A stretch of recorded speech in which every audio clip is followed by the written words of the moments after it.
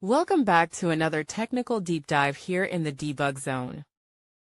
Today we're tackling a big question and breaking it down with insights from other users. Hopefully this clears up some misconceptions and helps you get the answer you need. So buckle up, stay a little curious, and let's jump right in.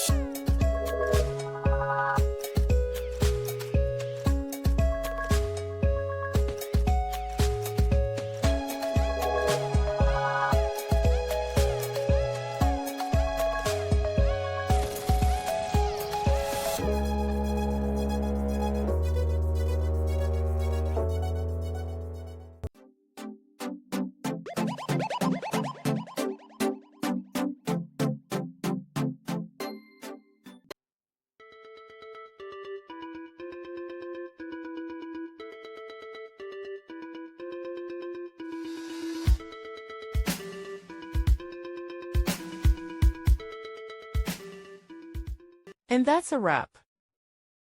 I hope you found the answer you were looking for. If you did, take a second to hit that subscribe button. It really helps out. And let me know in the comments which solution worked best for you. See you next time in the debug zone.